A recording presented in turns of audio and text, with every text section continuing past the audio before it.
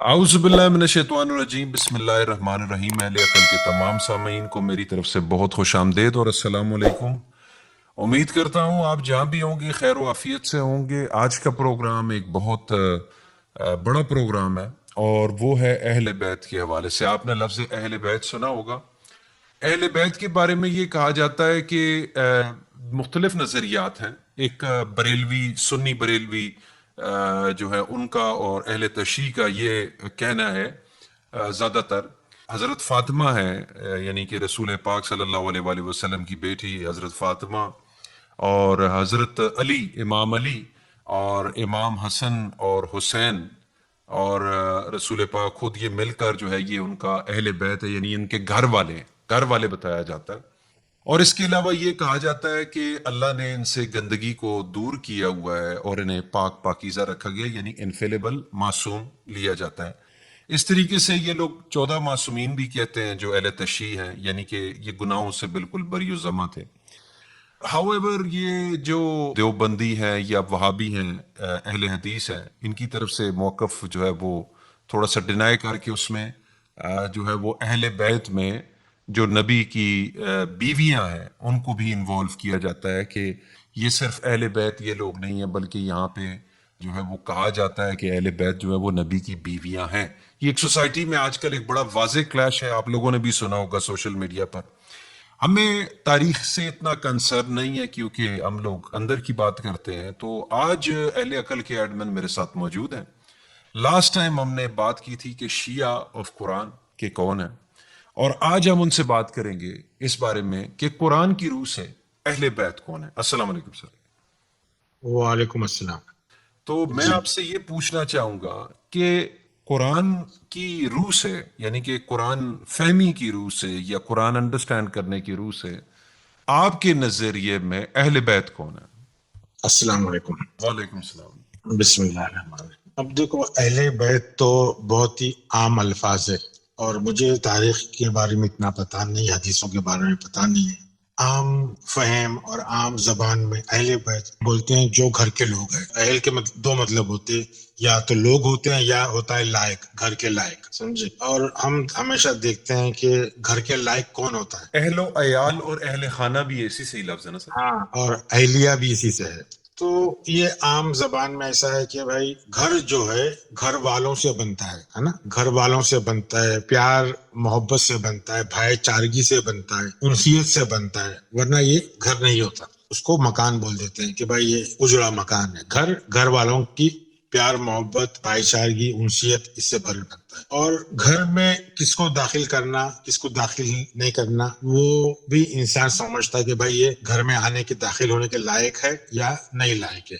जो घर में दाखिल होने के लायक है उनको अहले बैत बोला जाता है। आम जो मैं समझता हूँ कि ये होता है। अब मुझे नहीं मालूम कि शादी के बाद हजरत फातिमा और हजरत अली अपने पैगंबर के साथ में रहते थे, उनके घर में रहते थे, मुझे पता नहीं। अगर वो उनके घर में रहते थे, इमाम हुसैन, इमाम हसन, इमाम हुसैन तो समझो बहुत छोटे होंगे, 5-6 साल के होंगे, छोटे छोटे होंगे, दो बच्चे और शादीशुदा बेटी और दामाद और अपने पैगंबर और उनकी बीवियां ये सब साथ में रहते थे, तो फिर उनको अहले बैत बोल सकते हैं। मगर तारीख के बारे में मुझे इतनी मालूमात नहीं।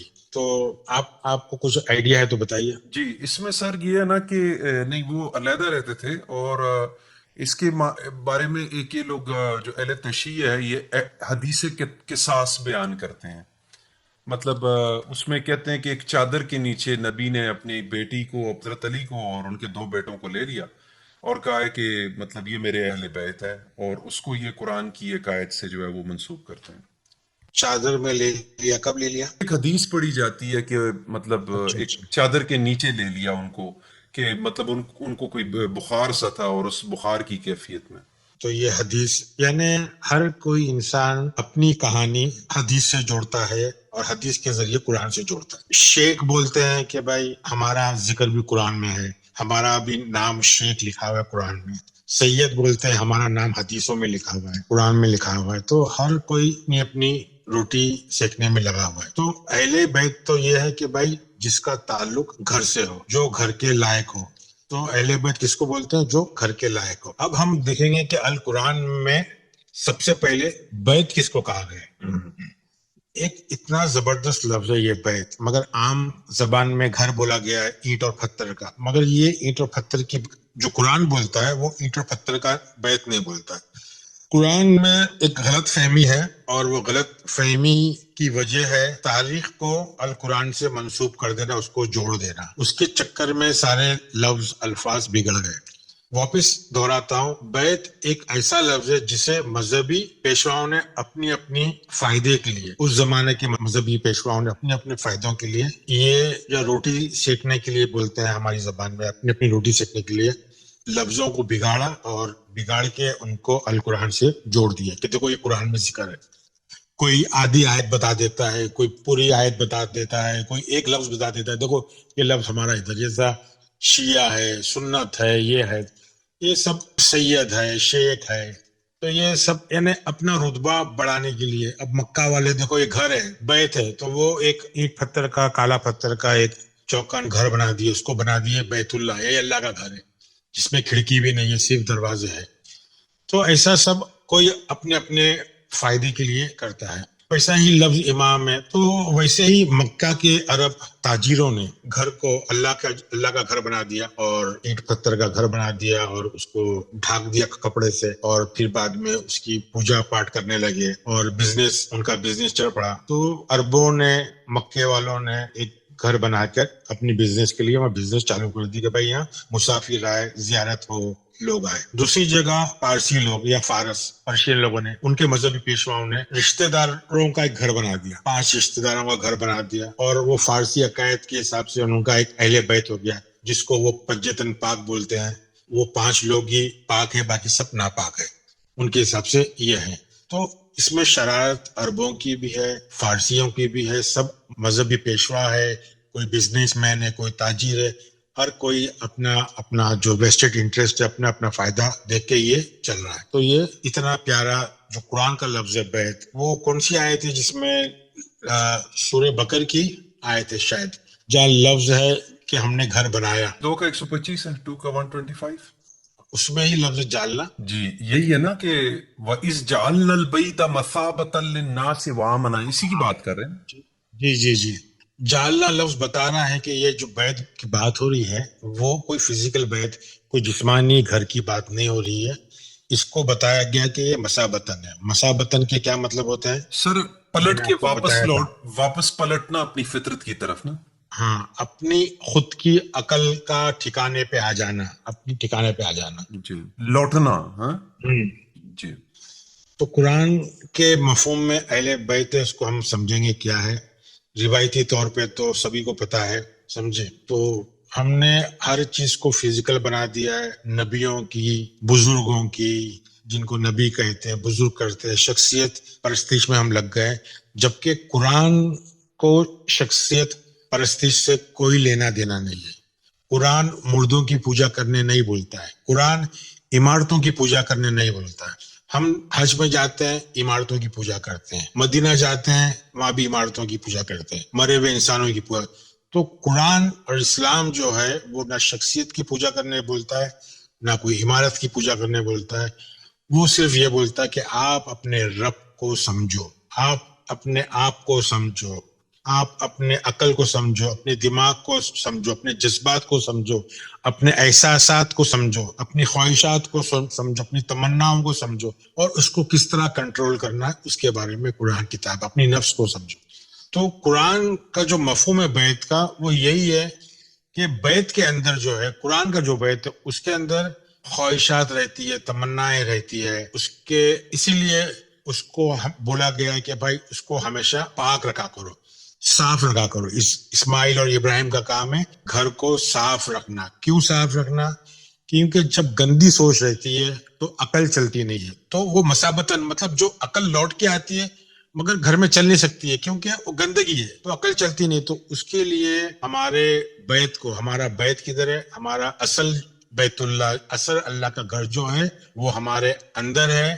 اس کو صحیح طریقے سے استعمال کرنے کے لیے اس کی صفائی رکھنا بہت ضروری ہے۔ اس میں اگر گندگی آ جائے گی تو ہمارا قبلہ بھی وہی ہے، ہم غلط راستے پہ چل لیں گے۔ تو سورہ بقر کی 124 سے لے کے میرے حساب سے ضرورت نہیں ہے یہ ساری چیزیں پڑھنے کی کہ حضرت ابراہیم جو ہمارے اندر ہے ان کو امام بنایا، ہمارے ناس کا مطلب ہمارے جو منتشل ذہن ہے اس کو ہدایت اس کو رہنمائی کرنے کے لیے حضرت ابراہیم کو امام بنایا ہے. تو یہ 124 کا ہے. اور جب امام بناتا ہے تو امام ہمیشہ زندہ ہوتا ہے، مردوں کی اتباع نہیں کرتا ہے. قرآن مردوں کی اتباع قبر پہ جا کے مانگنا یا قبر پہ جا کے لوگوں رونا دھونا نہیں. امام بنایا ہے ابراہیم کو، تو امام کے مطلب ہی ہے جو گائیڈ کرتا ہے. ایک مردہ آدمی گائیڈ نہیں کر سکتا. حضرت جب بولتے ہیں حضرت، وہ حاضر ہے، ابراہیم حاضر ہے، اور وہ پورے انسانیت کے اندر ہے، سب لوگوں کے اندر ہے. لوگ کہیں بھی ہو، ساری دنیا میں کہیں بھی لوگ ہو، چائنا میں ہو، جاپان میں، رشیا میں، فرانس میں، ملیشیا، تھائی لینڈ میں ہو، وہ سارے لوگ اپنے امام کو جانتے ہیں، چاہے وہ نام کچھ بھی بولے، مگر اندر کتاب ہے، اندر گائیڈ ہے اس کے، اور جو جانتا ہے پہچانتا ہے ان کو برابر سے اس پہ سے ہدایت ملتی ہے، وہ عمل کرتے ہیں. تو یہ 124 سے لے کے آپ کو 125 تک سمجھنا ہے. اس آیتوں میں بیت کا مقصد ہے کہ بھائی بیت جو امن اور سکون کی جگہ ہے، وہاں مقام ابراہیم ہے، اس کی اطاعت کرنا ہے. امامت کیا ہوتی ہے اس کو سمجھنا ہے. اور وہاں جو ہمارے سوچ آتے ہیں طائفین اور رکوع اور یہ سجود، یہ ساری سوچ کی جو کوالٹی ہے، ان کے لیے ہم کو گھر کو صاف رکھنا ہے ہمیشہ. تو یہ ساری کی ساری آیتیں 124 25 26 127 اور پھر 158 کے اندر بھی وہی ہے کہ ہم کو بیت جانا ہے. بیت ہم کو کیوں جاتے ہیں، ہم کو بیت کی طرف کیوں جانا ہے، ہمارے کو بیت کی طرف کیوں راغب ہونا ہے. بیت کو مسجد حرام بھی کہا گیا ہم کو. یہ ساری چیزیں کیوں؟ کیونکہ بیت کے اندر حج ہوتا ہے. حج کے مطلب ریپیئرنگ، مرمت. تو مفہوم کو سمجھو کہ بھائی بیت حج سے تعلق سے مسجد حرام یا بیت اللہ کیوں ضروری ہے؟ کیونکہ ساری چیز جو ہوتی ہے وہیں ہوتی ہے. پورا ہمارے جو عقل، سمجھ، خیال، ذکر، صلاۃ، سجدہ، یہ ساری چیزیں ہماری بیت میں ہوتی ہیں. آیتیں تو بہت ہیں مگر پھر وہ لمبا ہوتا جائے گا. ہم نے بار بار لیا ہے 397 3 کا 96. یہ ساری آیتیں ہیں بیت کی کہ بھائی حج ضروری ہے. پھر 22 کا 26 وہی پھر ابراہیم کو کہا گیا ہے کہ بھائی صاف ستھرا رکھو گھر کو طائفین کے لیے. اوپر بھی سورہ بقرہ میں بھی کہا گیا ہے، یہاں 22 سورہ میں بھی کہا گیا ہے کہ قائم جو کرتے ہیں، رکوع کرتے ہیں، سجدہ کرتے ہیں، ان کے لیے جو ہمیشہ صاف رکھو. کیونکہ جب صاف رکھو گے تو عقل چلے گی، سوچ سمجھ چلے گی. تو بیت قرآنی مفہوم میں بیت جو ہے وہ حج سے تعلق رکھتا ہے. قرآنی مفہوم میں بیت ہے ملت ابراہیم سے تعلق رکھتا ہے. 16/120 میں ابراہیم کو امت بولا گیا ہے، اور امت کو سمجھے بغیر، ابراہیم کو سمجھے بغیر، بیت کو سمجھے بغیر انسان کی ارتقا نہیں ہو سکتی، انسان کو ہدایت نہیں مل سکتی. تو قرآن میں سب سے پہلے اگر اہل بیت کسی کو بولا گیا ہے تو وہ حضرت ابراہیم علیہ السلام کو بولا گیا ہے. ابراہیم علیہ السلام کے گھر والوں کو اہل بیت بولا گیا ہے. اس کے لیے 11واں سورہ 73 آپ نکال کے دیکھ لیں. یہ سر بسم اللہ الرحمن الرحیم. قالوا اتعجبین من امر اللہ ورحمۃ اللہ وبرکاتہ علیکم اہل البیت انہ حمید مجید. فرشتوں نے کہا کیا آپ اللہ کے حکم پر تعجب کر رہی ہیں؟ آپ جیسے مقدس گھرانے پر اللہ کی رحمت اور برکتیں ہی برکتیں ہیں. بے شک وہ ہر تعریف کا مستحق بڑی شان والا ہے. تو اہل البیت کس کو بولا ہے؟ ابراہیم کو. جی. آپ 72 71 پڑھیں گے تو پوری ابراہیم کی بات ہو رہی ہے. تو فرشتوں نے سلامتی دیے، مگر میں سمجھو شیخ ابراہیم ہوں تو میرا گھر اہل بیت ہونا چاہیے، پھر میں بھی تعلق رکھتا ہوں اہل بیت سے. تو ایسے ہی آپ سید ہو اگر سمجھو تو آپ بھی بولیں گے میں بھی اہل بیت.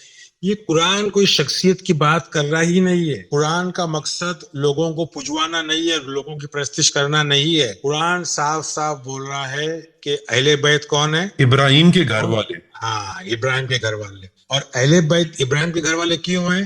کیونکہ وہاں قبلہ ہے، وہاں سے رہنمائی ملتی ہے، وہاں سے ہدایت ملتی ہے، امام ہے، تو وہ گھر کے لائق ہے. اہل بیت مطلب گھر کے لائق. فرشتوں نے، ملائکہ نے ان کو اہل بیت بولا، اللہ نے ان کو اہل بیت بولا، قرآن نے ان کو اہل بیت بولا ہے. تو ایسا تو کوئی مجھے آیت دکھ رہی نہیں ہے کہ نبی کی بیویوں کو اہل بیت کو بولا ہے، جو سنی بول رہے ہیں، وہابی بول رہے ہیں، یا نبی کے گھر والے جو ہے حضرت فاطمہ اور حضرت علی، حسن حسین. تو یہ ہم لوگ اپنے اپنے عقیدے کو جوڑتے ہیں اور پورا کے پورا قرآن کو بگاڑتے ہیں. تو یہ صاف صاف اہل بیت کی بات یہاں ہو گئی ہے. ہم ایک آیت اور لے لیتے ہیں، جی سر.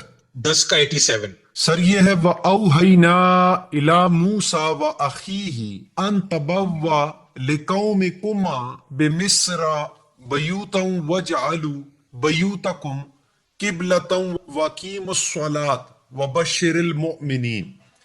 اور ہم نے موسیٰ اور ان کے بھائی پر وحی بھیجی کہ تم دونوں اپنے قوم کو مصر ہی کے گھروں میں بساؤ اور اپنے گھروں کو نماز کی جگہ بناؤ اور نماز قائم کرو اور ایمان لانے والوں کو خوشخبری دے دو. ابھی یہ ترجمہ چھوڑ دو آپ، ایک موٹا موٹا چھوٹا سا مختصر ترجمہ ہے کہ یہ حضرت موسیٰ اور ان کے بھائی کو بول رہے ہیں کہ اپنے گھروں کو قبلہ بناؤ. تو بیت لفظ ہے، بیت کا کیا کام ہے؟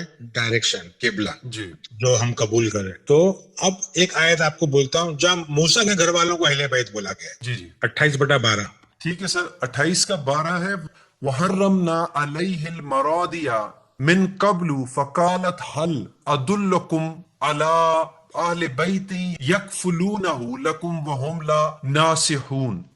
ان کے پہنچنے سے پہلے ہی ہم نے موسیٰ پر دائیوں کا دودھ حرام کر دیا تھا. یہ کہنے لگی کیا میں تمہیں اپنا گھرانہ بتاؤں جو اس بچے کے تمہارے لیے پرورش کرے اور ہوں بھی وہ اس بچے کے خیر خواہ. یہاں کس کے اوپر اشارہ ہے؟ حضرت موسیٰ. حضرت موسیٰ کے اوپر.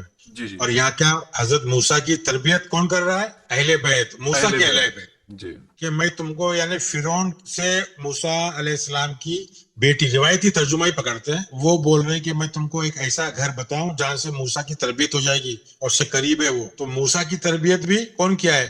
حضرت علی نے کی ہے کہ حضرت فاطمہ نے کی کہ امام حسین نے کی ہے؟ نہیں.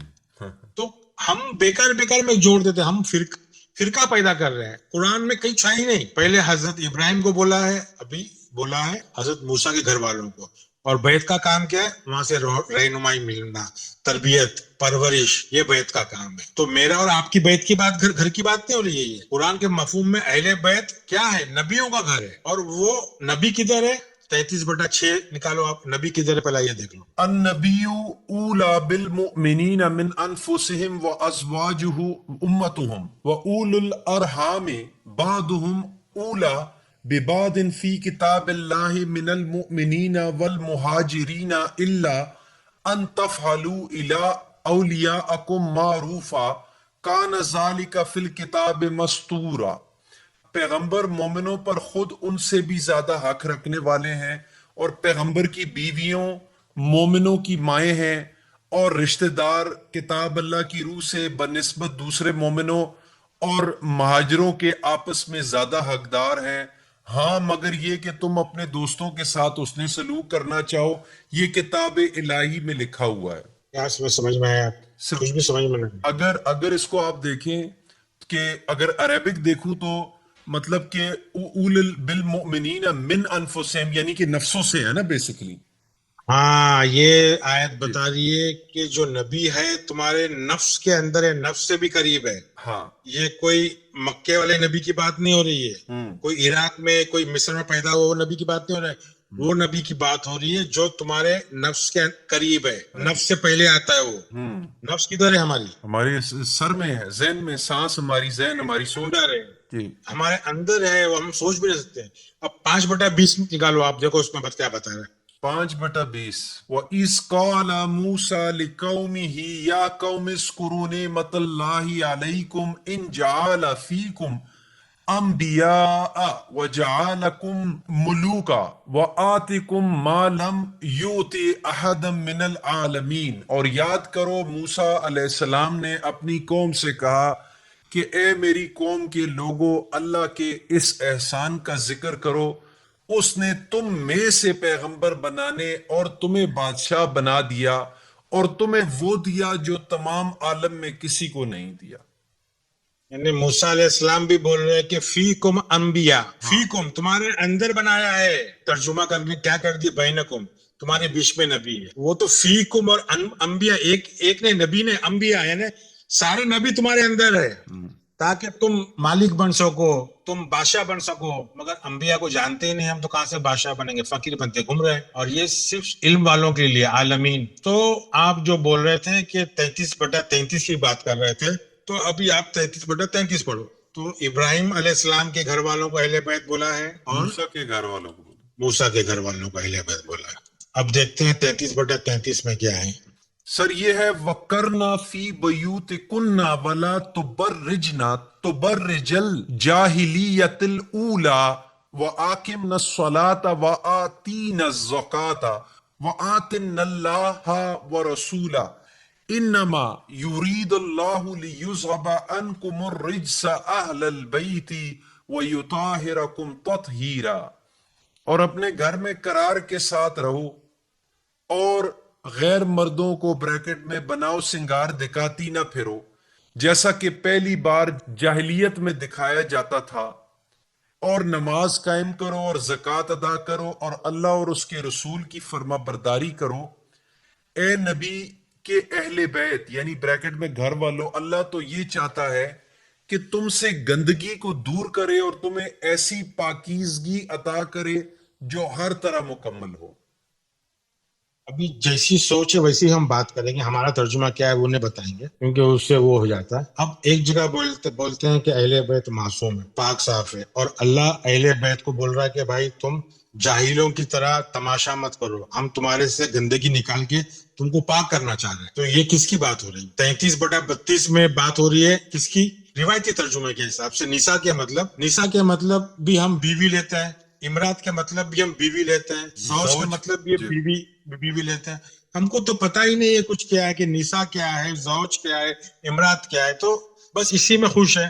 तो ये सारी चीजों को समझना पड़ेगा कि भाई ये अहले बैत का कोई इसमें जिक्र नहीं है।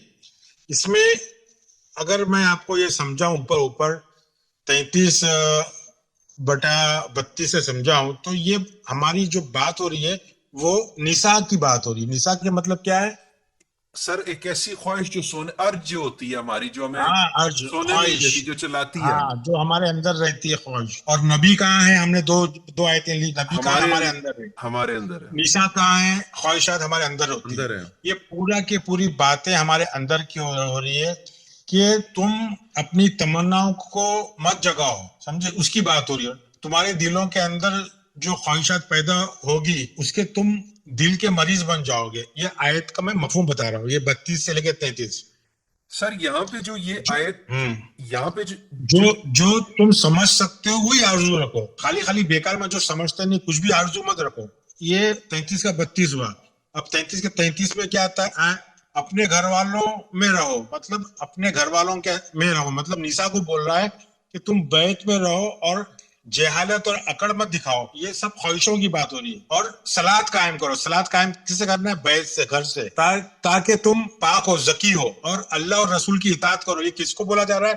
अहले बैत को। अल्लाह कह रहा है कि मैं चाहता हूं कि मैं तुमसे गंदगी निकालूं और तुमको पाक करूं। ये 33/33 है। ये अहले बैत के बारे में बात हो रही है। ये अहले बैत मतलब हमारे अंदर जो सोच है, समझ है, गंदगी है, उसको क्लीन करने की बात हो रही है। यहाँ कोई मर्द और औरत को गुस्ल लेने की बात नहीं हो रही है।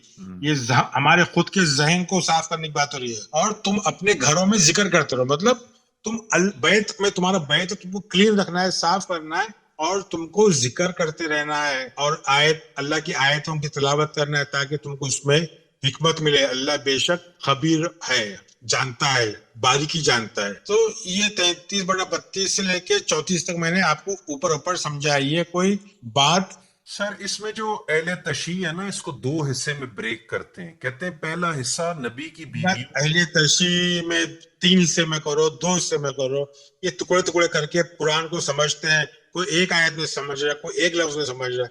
ये अपनी कारोबार, अपना अकीदे को वो करने के लिए, मतलब कि भाई ठीक है हम बेटर हैं दूसरे से। जी हाँ, नहीं, ये उनकी बीवी जो गंदगी क्या है वो उनकी बीवियों की बात हो रही है। तो अहले बैत को वो बोल रहा है कि तुमको मैं पाक करूं, तो तुम भी तो गंदे हो। रिवायती तर्जुमा बोल रहा है, میں نہیں بول رہا ہوں, میں یہ بڑی بڑی شخصیت کے بارے میں نہیں بول سکتا. قرآن جو بول رہا ہے, قرآن مجھے ہمت دے رہا ہے.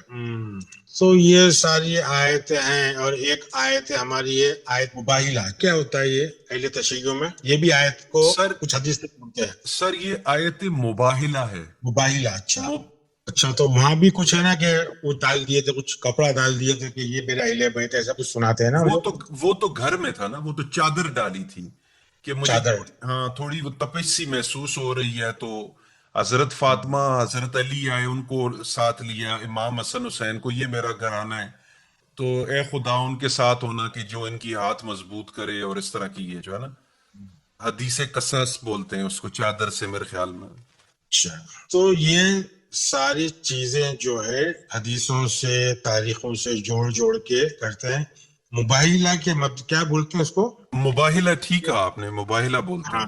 مباہلہ جو لفظ ہے یہ نبتہیل جو لفظ ہے یہ 3/61 میں آیا ہے. سمجھے, جو آیت جو کوٹ کرتے ہیں وہ لوگ کہ یہ یعنی تم ہمارے بیٹے لاؤ اور تمہاری عورتیں لاؤ اور اپنے آپ کو لاؤ. یہ بھی اتنی پیاری آیت ہے, مگر اس کو سمجھنے کے لیے, سمجھانے کے لیے میں اوپر پر سمجھاؤں یہ آیت کو. جی سر, بسم اللہ, کیوں نا. ہاں 3 کا 61 نکال کے آپ پہلے پڑھیے. جی سر, یہ آیت ہے فمن حاجک فیہ من بعد ما جاءک من العلم فقل تعالوا ندعو ابناءنا وابناءکم ونساءنا ونساءکم وانفسنا وانفسکم ثم نبتہل فنجعل لعنت اللہ علی الکاذبین. ترجمہ روایتی, تمہارے پاس بریکٹ میں حضرت عیسیٰ کے واقعے کا جو صحیح علم آ گیا ہے, اس کے بعد بھی جو لوگ اس معاملے میں تم سے بحث کریں تو ان سے کہہ دو آؤ ہم اپنے بیٹوں کو بلائیں, اور تم اپنے بیٹوں کو, اور ہم اپنی عورتوں کو, اور تم اپنی عورتوں کو, اور ہم اپنے لوگوں کو, اور تم اپنے لوگوں کو, پھر ہم سب مل کر اللہ کے سامنے گڑ گڑائیں, جو جھوٹے ہوں ان پر اللہ کی لعنت بھیجیں. اب یہ تاریخی واقعہ بتائیے, اس کا کیا ہے؟ اس کا تاریخی واقعہ سر یہ ہے کہ یہ منسوب کیا جاتا ہے کہ یہ کوئی چیلنج دیا تھا انہوں نے, نصرانیوں نے غالباً تھا, کہ آپ جو ہے نا, یعنی کہ ہم آپ کے ساتھ جو ہے نا ایک مقابلہ کرنا چاہتے ہیں علم کا, کہ آپ سچے ہیں یا نہیں ہیں. تو انہوں نے کیا کیا کہ وہ ایکسپرٹس کو اپنے ساتھ ایک مقام پر لے کر آئے, اور جو رسول پاک ہیں صلی اللہ علیہ وآلہ وسلم, وہ اپنی بیٹی کو, اپنے داماد کو یعنی امام علی کو, اور امام حسن اور امام حسین کو, یہ جن کو 5 تن پاک کہتے ہیں, یہ جب یہ وہاں پر پہنچے جب اس مقام پر, تو انہوں نے کوئی روشنی دیکھی تو وہ ڈر گئے, تو انہوں نے جو ہے وہ دستبردار ہو گئے اس سے. تو اسے آیت مباہلہ کہتے ہیں.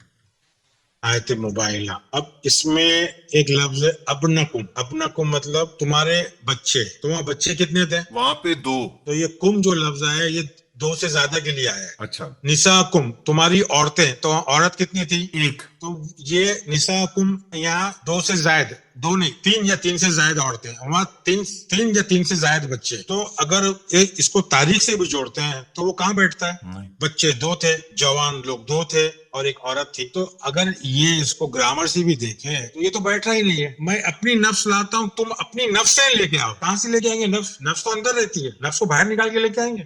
بعض جگہوں پر یہ لوگ کہتے ہیں تم اپنے جیسے لے کے آؤ, ہم اپنے جیسے لے کے آئیں. یہ تو ترجمہ اپنے حساب سے کرتے ہیں نا, یہ تو اپنی نفس کی بات ہو رہی ہے, اپنی روح کی, اپنی سول کی بات ہو رہی ہے, نفسیات کی بات ہو رہی ہے. تو ٹھیک ہے, ہم نے کیا سمجھا ہے, اس کو اصل میں سمجھنے کے لیے نا سورہ ال عمران کے 55 سے سمجھنا ہے, کیونکہ 3 کے 55 میں یہ اللہ بات کر رہا ہے, یہ ڈائلاگ اللہ سے ہو رہا ہے, اپنے ضمیر کی آواز ہے, اپنی ضمیر کی بات ہو رہی ہے, تو وہ سمجھنا ہے. اور سب سے پہلے اس آیت کو سمجھنے سے پہلے ہم کو یہ سمجھنا ہے کہ قرآن کی لکھاوٹ کیسی ہے. قرآن کی جو لکھاوٹ ہے, قرآن پورا کے پورا وہ اپنے اندر کی بات کر رہا ہے, گفتگو چل رہی ہے, اندر کی گفتگو چل رہی ہے. اللہ ہمارے اندر ہے, رسول ہمارے اندر ہے, یہود اور نصارہ اندر ہے. یہود وہ سوچ کا نام ہے جو ضدی ہوتی ہے, جو اپنے آپ کو اکڑتی ہے, سپیریئر سمجھتی ہے, وہ سوچ کا نام ہے کہ جو اپنے آپ کو ہمیشہ صحیح سمجھتی ہے. اور نصرانی اس سوچ کا نام ہے جو نرم طبیعت کی ہوتی ہے اور جو ہمیشہ سیکھنے کے لیے ہوتی ہے. وہ اپنے آپ کو افضل نہیں سمجھتی, وہ ہمیشہ مدد کرنے والی ہوتی ہے. کوچبل سوچ. ہاں,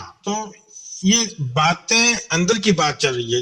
یہ جو مباہلہ جو ہے، مباہلہ کا مطلب ہے کہ آپ کو اپنی نفسیات، اپنے ابنا مطلب جو تمہارا جو کنسٹرکٹیو تھاٹ پروسیس ہے، جو تمہاری قدرتی بنی ہوئی سوچ ہے، اور ایک اپنا کم کون سی ہے؟ جو تمہاری خود کی بناوٹی سوچ ہے، جو تمہاری عقل نے جس کو تعمیر کیا ہے، بنایا ہے. تو اپنا کم کیا ہے؟ وہ سوچ جو تم نے بنایا ہو. اور اپنا جو ہے وہ ضمیر کی سوچ ہے، جو تمہاری خود کی سوچ ہے، اللہ کی سوچ ہے. اور نسا کے مطلب ہم کیا لیتے ہیں؟ خواہش. ایک اللہ کی خواہش ہے، اور ایک تمہاری جو بناوٹی خواہش ہے، نساکم. اور ایک انفسنا، ایک نفس اللہ کی نفسیات ہے، اور ایک انفسکم، یہ نفسیات کی بات ہو رہی ہے. اور یہاں ایک لفظ ہے نبتہیلا. یہ نبتہیلا جو لفظ ہے، یہ وہی اسی سے آیا ہے، مباہلہ. یعنی تم اس چیز کو اپنے حال پر چھوڑ دو. یہ ساری تمہاری نفسیات ہے، اور اللہ کی نفسیات ہے، تمہاری بنی ہوئی بناوٹی سوچ ہے، اور ضمیر کی بنی ہوئی سوچ ہے، جو قدرتی جو کنسٹرکٹیو تھاٹ ہے.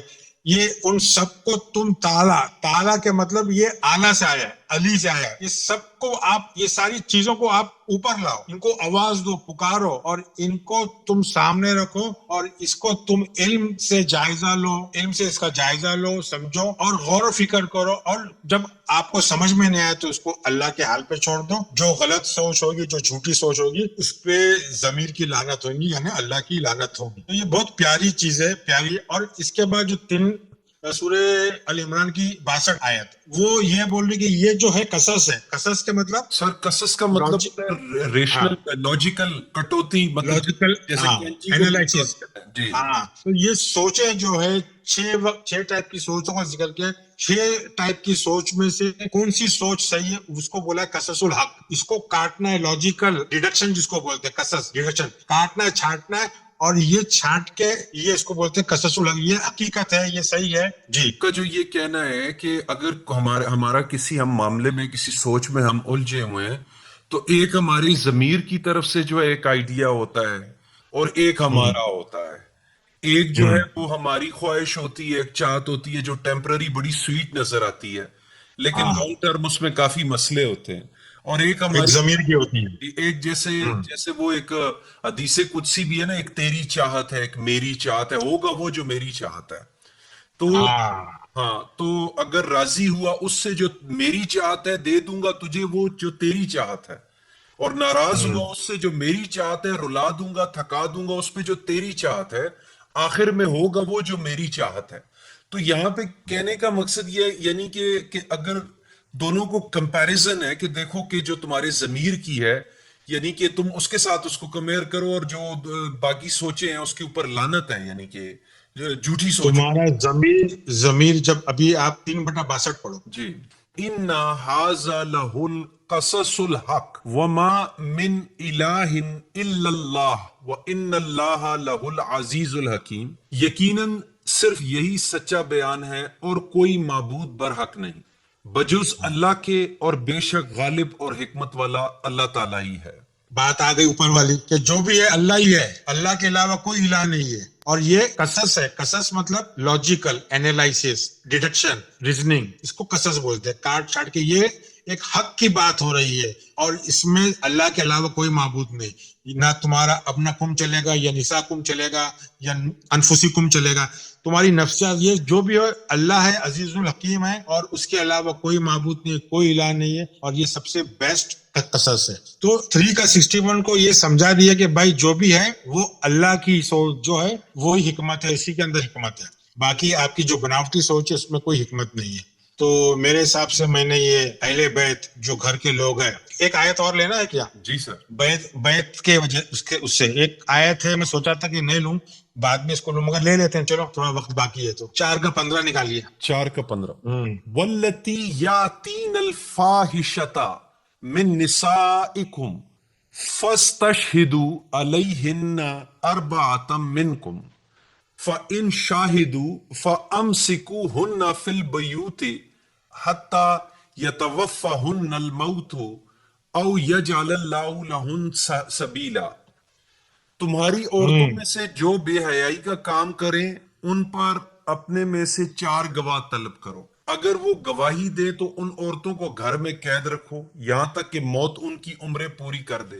کا, یا اللہ ان کے لیے کوئی اور راستہ نکالے. اسی کے وجہ سے عورتیں بولتی ہمارے پہ ظلم ہے. جی یعنی ان کو گھر میں بند کر دو, سزائے موت دے دو, باہر جانے مت دو. اب بیت کا غلط ترجمہ لینے کی وجہ سے جب تمہاری نساء تمہارے بیت میں, تمہاری سوچ میں داخل ہو کوئی گندی نساء, تو تم کو اس کو کیا کرنا ہے, اس کو عمل میں لے کے نہیں آنا ہے. اس کا مطلب یہ ہے جب تک کہ کوئی صحیح راستہ نہیں نکلے. تو یہ اس کا مفہوم یہ ہے. تو ہم کیا کر رہے ہیں, ہماری بیٹیوں کو, ہماری بہنوں کو, ہماری عورتوں کو فحش کے مطلب ایکچولی ہم سمجھ رہے جو وہ نہیں ہے. فحش کا مطلب ہے ذہن میں گندی بات آنا. صرف گندی بات آنے سے عورتوں کو یہ کر دینے کا, مردوں کی کچھ نہیں ہے. تو عورتیں بولتی کہ قرآن ناانصافی کرتا ہے, جبکہ نساء کے مطلب خواہش ہے. سر, فحش کا مطلب حد سے تجاوز بھی نہیں ہوتا؟ ہاں, مطلب ذہن کے اندر جو بات چلتی ہے نا, جب ذہن کے اندر وہ حد سے پار ہو جاتی تو عمل میں آتی ہے. یہ بات ذہن کی ہو رہی ہے, سمجھے؟ تو حد سے باہر جب بات چلی جاتی, تمہاری خواہشات تم سے بات کرتی ہے اور وہ ہر بندش توڑ کے باہر آ چاہتی ہے, تو تم چاہو تم اس کو کنٹرول کر دو جب تک کہ اس کو کنٹرول میں ہو, جب تک اور کوئی راستہ نہیں نکلتا. تو یہ بات ہو رہی ہے. یہاں کوئی عورتوں کو, بہنوں کو, ماں بہنوں کو, بیٹیوں کو قید کرنے کے, ہمارا مذہب نے بولنے اچھا نہیں لگتا ہے. پیشاب کی جگہ کو اتنا اونچا درجہ دے دیا ہے کہ پوچھو مت. اتنا اونچا درجہ دے دیا کہ ایک پیشاب کی جگہ مسلمانوں کے لیے وہ عزت کی جگہ ہے. پیشاب کی جگہ کو سر پہ بٹھا دیتے ہیں. سب سے گندے بہت تکلیف ہوتی ہے. یہ کیا آیت ہے کہ ہماری ماں بہنوں بیٹیوں کو قید کرنا ہے گھر میں؟ غلط مفہوم کی وجہ سے کتنی بگاڑ ہو رہی ہے. پاکستان, ہندوستان میں آنر کلنگ ہوتی ہے نا. افغانستان دیکھ لیں, افغانستان میں دیکھو یہ, ارے تمہاری خواہشوں کو گھر, تمہارے سوچ, بیت کا مطلب تمہارے گھر کے اندر بیت الخیال ہے. وہ جو خیال نہیں آنا چاہیے اندر, وہ بیت کے اندر, کیونکہ وہ صاف ہونا چاہیے, طاہر ہونا چاہیے, وہ گندگی نہیں آنا چاہیے, اس میں مشرک خیال داخل نہیں ہونا چاہیے. وہ تمہارا بیت اللہ ہے, وہ تمہارا مسجد الحرام ہے, وہ تمہارا قبلہ ہے. یہ ساری چیزیں ہیں, بتایا ہے اس کے اندر یہ ہوتا ہے. تو بیت میں قید کرنا تمہاری نساء کو, مطلب تمہاری خواہشوں کو, اپنی نساء کو عورت بنا دی اور ظلم کر رہے ہیں. افغانستان, پاکستان, بنگلہ دیش, ذرا سا لڑکی کو گولیاں مار رہے, چاقو سے مار رہے, بھائی لوگ اپنی بہنوں کو مار رہے ہیں. بس سیکس سیکس سیکس. یہ مذہب میں 4 شادی کرنا, 40 دن سے زیادہ بال بڑے نہیں ہونا چاہیے, یہ ساری گندگی باتیں سے پھیلی ہوئی ہے. اور قرآن کا اتنا پیارا پیغام اس کو ستیہ ناش کر دیا. عورتیں ذہن پہ سوار ہیں سر. بس عورتیں بس. ارے بایولوجیکل نیڈز ہے ہر کسی کے, مرد اور عورت کی بایولوجیکل نیڈز ہے, ان کی ضرورت ہے. غلطیاں ہو جاتی ہے تو اس کا مطلب کیا قید کر دیں ان کو, اور مرد غلطی جتنی چاہے وہ کرتے رہے. یہ آیت کا مفہوم بھی سمجھ رہے نہیں ہے. تو یہ میں آیت نہیں لینا چاہ رہا تھا, کیونکہ میں نساء کے ٹائم پہ لینے والا تھا, یا پہلے لیا تھا شاید. تو یہ مطلب ہے اس کا کہ بیت کو سمجھانے کے لیے, بیت جو ہے یہ اینٹ اور پتھر کی بات نہیں ہو رہی ہے. یہ بیت تمہاری سوچ, تمہارے خیال, جو تم سوچتے ہو وہ تمہارا بیت ہے, وہ تمہارا قبلہ ہے. وہاں امام, اس کو امام ابراہیم نے بنایا ہے. وہ امام ابراہیم وہ جو نو کا شیعہ ہے. تو اہل بیت کوئی فزیکل انسان کی بات نہیں ہو رہی ہے, کوئی مرد اور عورت کی بات نہیں ہو رہی. اہل بیت وہ ہیں جو اس مقدس گھر میں تشریف رکھنے کے لائق ہے, جو رہنے کے لائق ہے. جو فحاشہ ہے, جو مشرک ہے, جو کافر ہے, وہ اس بیت میں داخل نہیں ہو سکتا. یہ ساری سوچ کی باتیں ہیں. بس میں یہ ختم کرتا ہوں, آپ کو کچھ بولنا ہے تو ٹھیک ہے سر. تو سر اگر ہم کنکلوڈ کریں تو 2 کا 125 کے مطابق بھی اہل بیت وہی لوگ ہیں جو اپنے طواف میں, اپنی سوچ کے طواف میں, اور وہی عاکفین, راکین اور ساجدین بھی وہی ہیں. کیا یہ لوگ اہل بیت والے ہیں؟ اہل بیت 11 کا 73 میں تو ابراہیم علیہ السلام کے گھر والوں کو ہی بولا ہے اہل بیت, برابر. 28/12 میں حضرت موسیٰ کے گھر والوں کو بولا ہے. سر تو ہم ابراہیم کی اتباع جب کریں گے, ابراہیم کی اس کو امام مانیں گے, تو ہم اس کے بیت والے ہو گئے نا بھائی. ہم کو کوئی شخصیت کی اتباع نہیں کرنا ہے, ہم کو ابراہیم بننا ہے, ہم کو موسیٰ بننا ہے, ہم کو فرعون سے لڑنا ہے, ہم کو حمان سے لڑنا ہے, ہم کو سب بننا ہے, ہم کو محمد بننا ہے.